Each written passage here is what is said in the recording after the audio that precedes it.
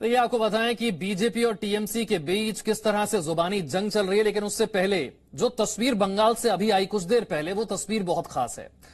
भारतीय cricket team के पूर्व कप्तान, बीसीसीआई के अध्यक्ष सौरव गांगुली मुलाकात करते हुए पश्चिम बंगाल के राज्यपाल जगदीप धनखड़ से। कोलकाता में राजभवन में यह मीटिंग हुई, जिसकी तस्वीरें आप देख रहे हैं। सौरव गांगुली और राज्यपाल जगदीप धनखड़। सौरव गांगुली की तरफ से एक शिष्टाचार भेंट बताया गया, व्यक्तिगत मुलाकात बताया गया।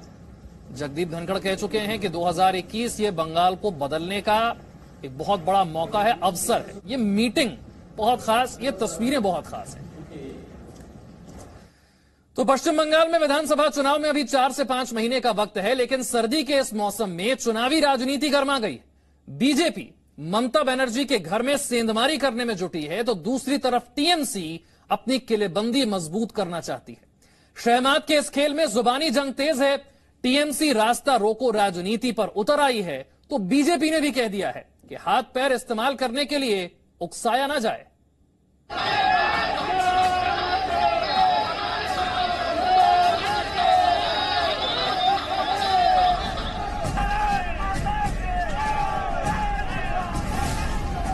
सोनार बांग्ला के लिए बीजेपी और तृणमूल कांग्रेस में जुबानी जंग तेज हो गई है। विधानसभा चुनाव से पहले अपने नेताओं पर हो रहे हमले पर बीजेपी अब जवाब देने के मूड में दिख रही है। कभी बीजेपी अध्यक्ष जेपी नड्डा के काफिले पर हमला, फिर टीएमसी से बीजेपी में शामिल हुए सुनील मंडल की गाड़ी रोकी गई। एक पार्टी सत्ता में बैठी और दूसरी पार्टी सत्ता पाना चाहती है, लेकिन सत्ता की ये लड़ाई बंगाल में कितनी बदरंग होने लगी है, ये आप इन तस्वीरों से समझिए।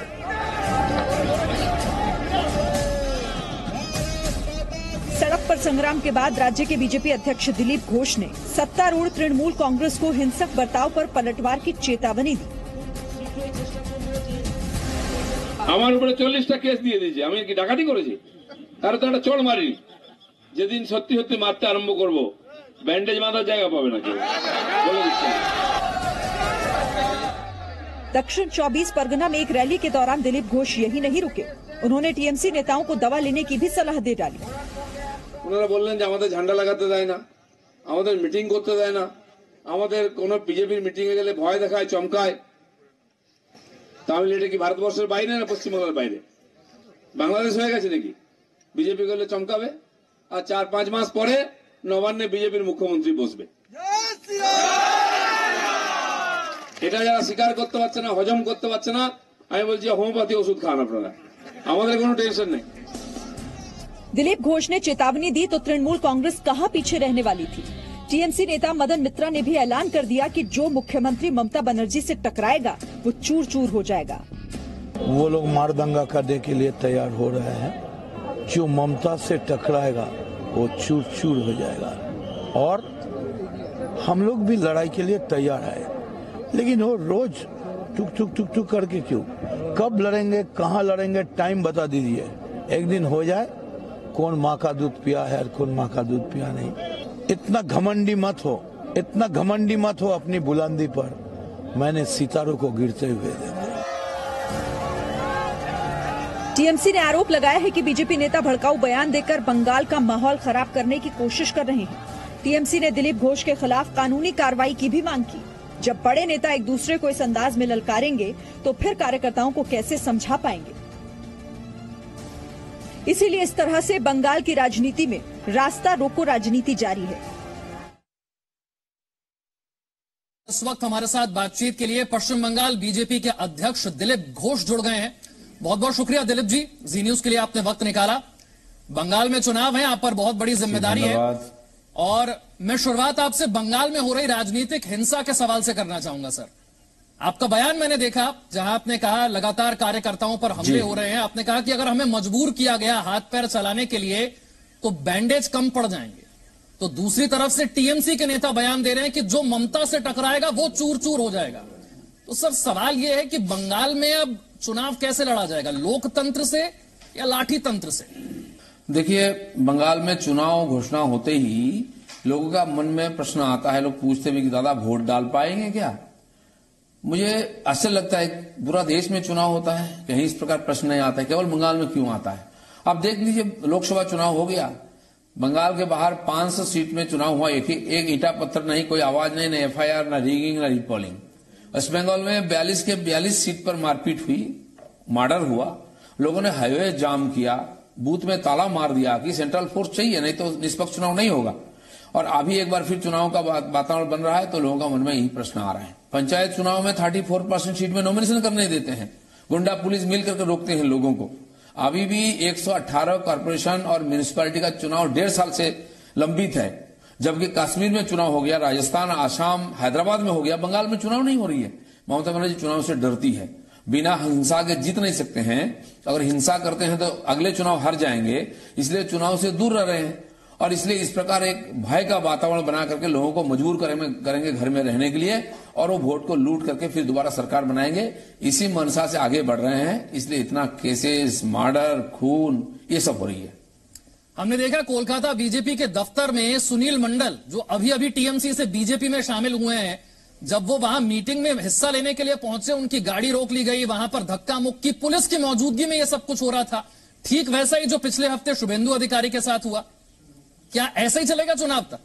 आप कल्पना करिए, एक पार्टी का मुख्य दफ्तर है, वहां हमारा चुनाव कार्यालय है, और वहां दिन रात काम चलता है। वहां जो दूसरे पार्टी से नेता उनको सम्मानित करने का कार्यक्रम था, और उस कार्यालय के सामने माइक लगा करके टीएमसी के लोगों ने सुबह से चिल्लाना, नारा लगाना, और जो भी उसमें आ रहे थे उनको धक्का मुक्की करना, मारपीट करना। सुनील बाबू का गाड़ी तोड़ दिए, शुभेंदु बाबू जब वापिस जा रहे थे उन पर भी हमला हुआ। दिन भर इस पर हंगामा करना रहा, माइक चल रहा है, सुनाई नहीं दे रहा है। ये कौन सा तरीका है? लोकतंत्र में ऐसा होता है क्या? बाकी देश दुनिया में तो हमको भी देखा नहीं है। और फिर भी वो लोग बोलते हैं कि हाँ लोकतंत्र है, चुनाव होता है और पूरा शांति है। इस परिस्थिति के बीच में हम लड़ाई करके आगे बढ़ रहे हैं। इतने लोग बलिदान दे दिए हैं, और आज बंगाल के लोग हम पर विश्वास और भरोसा किया है, तो 18 संसदीय सीट हम जीते हैं, और लगभग 2 करोड़ 30 लाख वोट हमको लोगों ने दिया है। तो इसलिए परिवर्तन का वातावरण बन रहा है, उससे घबरा करके टीएमसी और ज्यादा आक्रामक हो रही है।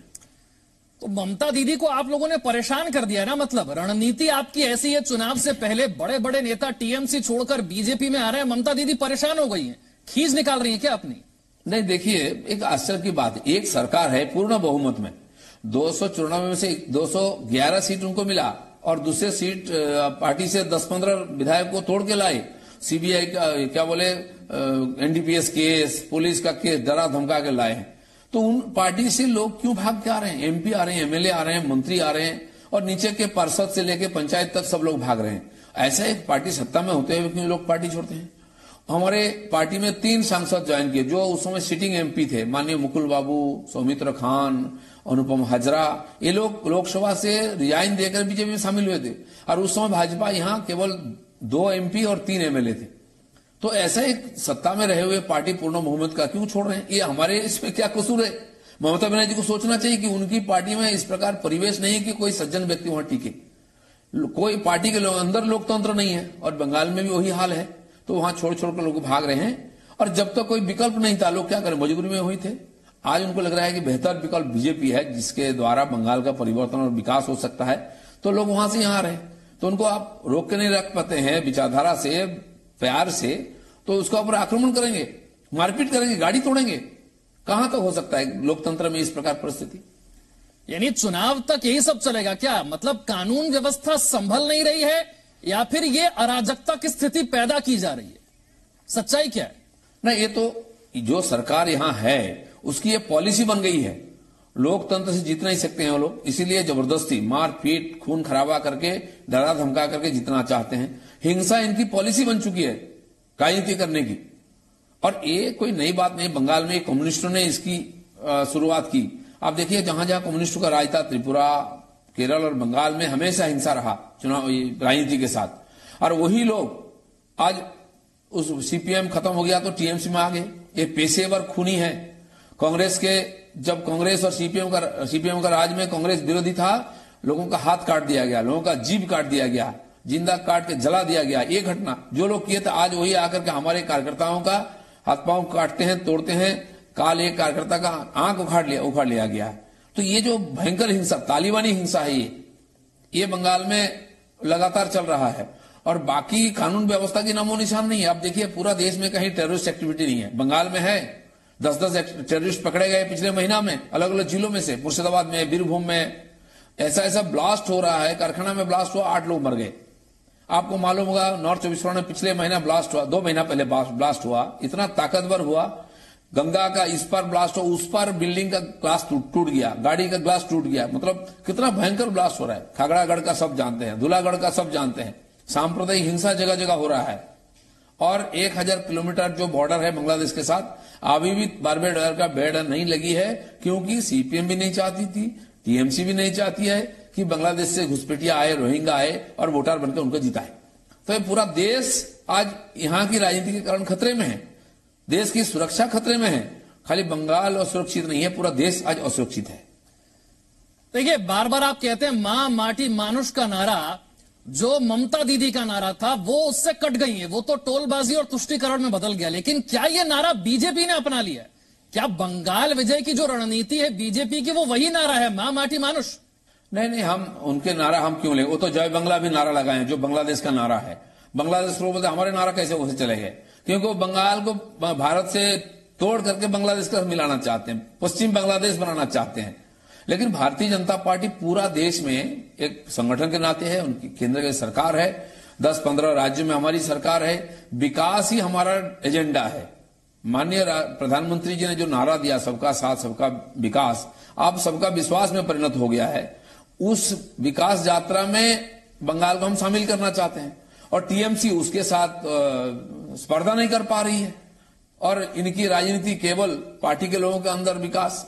आज अगर बंगाल में विकास देखना है, आप टीएमसी के नेता का घर देखिए, उनका गाड़ी देखिए, उनका पहनावा देखिए, पंचायत से पार्लियामेंट तक उनके नेता, उनका घर का ही विकास हुआ है। अभी ये जो तूफान हो गया अम्फान का, माननीय प्रधानमंत्री खुद आए, दौरा किया, हवाई सर्वेक्षण किया मुख्यमंत्री को लेकर के, और जाते समय 1000 करोड़ देके गया। 3 दिन में पैसा गायब हो गया, पता नहीं चला कहां गया। बाद में जब लिस्ट निकला, देखा गया टीएमसी के सारे लीडर, पंचायत प्रधान, जिला परिषद, उनकी पत्नी, भाई, भतीजा, साला, इनके नाम पर पैसा चला गया। और मुख्यमंत्री बोलते अरे गलती हो गया, गलती से चला गया है। अरे गलती से आपके पार्टी के नेता का अकाउंट में कैसे पैसा जाता है?